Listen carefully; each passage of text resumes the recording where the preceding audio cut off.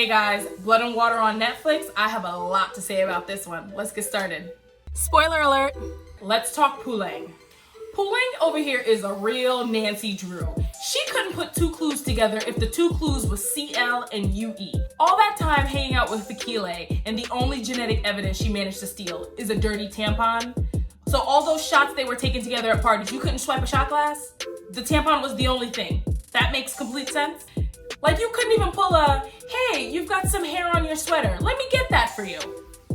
Also, Fikile's mom has a panic attack in the principal's office when Puleng's dad was telling the story of their missing daughter. That didn't clue you in right there? You didn't figure out that maybe she was in on it? That was a fake ass panic attack? That didn't click, Nancy Drew? Y'all, Puleng exudes some real non-person of color actions in relation to her parents. And here's what I mean. She sneaks back into her room through the window after partying all night and her parents not knowing where she was. How does this happen? I don't understand, because if you had regular black parents, you wouldn't be able to get back into the house. When KB comes over to visit her and talk to her, she lets him in and brings him into her room. I was not allowed to have boys in my bedroom, much less have the door closed. How does she get away with this? And the mom just ushers him out. Like, I would have been in some significant trouble. And there's a car scene where the mom asks her, so what were you doing in the garage late at night? What were you looking for? And Puleng's reaction is, oh, so you're spying on me now? So do black people in South Africa not spank their kids? Because I know if it was my parents, I wouldn't be able to sit down for an entire week. These half answers that Puleng be giving her parents, I don't get it, because that's not how I grew up. And I know my Caribbean parents would have laid me out. Like, this is how this should have gone. What are we not doing in that garage? You think someone there see you? So what, are you spying on me now? Where's it to be picnic? Ow! You think that one of your school friend there? Ow! No chat to me, so you know. You fi have manners. You fi have manners. Hey guys, today's drink, we have a Martini, Bianco, and Tonic. This is one of my favorite drinks. It's super simple to make. Half Martini Bianco, half Tonic, add some ice, and you're ready to go. It's super cool, super refreshing. Try it out and let me know what you think. Let's talk about Fikile. Y'all, Fikile and her mom in these lace front wigs. Y'all think we wouldn't peep that? Y'all think y'all fooling anybody with this? What was that? Y'all couldn't just put her in some braids or something? You had to go with that? Stifed ass wigs? Who in the wardrobe department is responsible for this? Shame. Shame. Shame. Shame. Shame. Here's a plot line that doesn't make any sense. Fikile's parents are obviously very wealthy, very well-connected folks. If they couldn't have kids, why not look into surrogacy? Why not look into adoption? So your thought as a person of means is, I can't have children of my own. Let me go and try to kidnap someone else's baby. Seriously, who wrote this script? Nishipo Decima? Darren Joshua? Travis Taut? Shame. Shame. Shame. Let's talk about Coach Chad.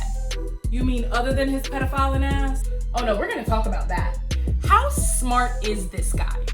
Not only do you have the lapse in judgment to date a student, which at worst gets you in jail, at best gets you fired.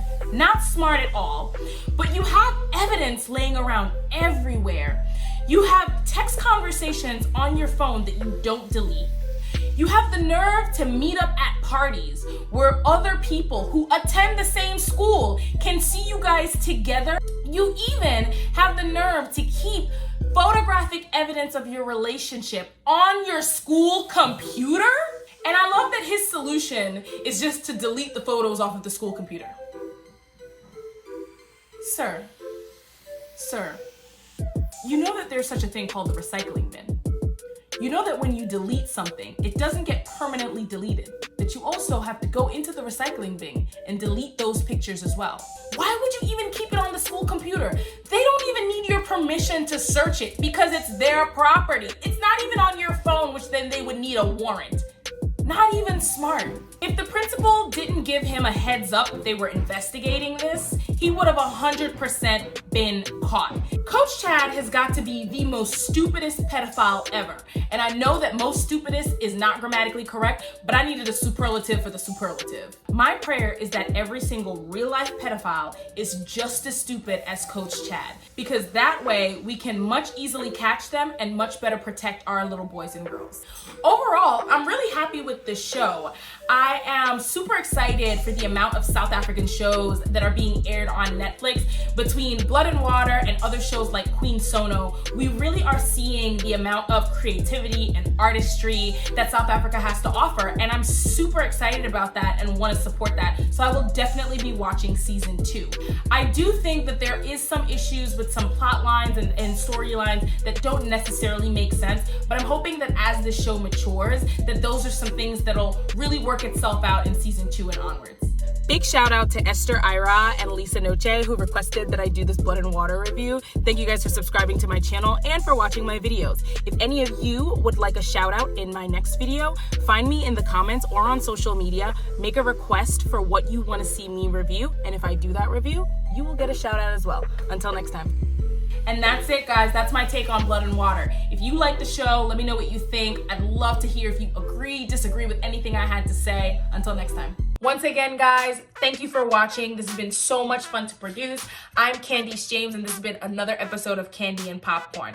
And don't forget, dialogue, not monologue. So please find me on social media, hit me up in the comments, let me know what you think. And if you're ever curious about what I'm drinking, I always post it in the bio, so take a look. And until next time, cheers.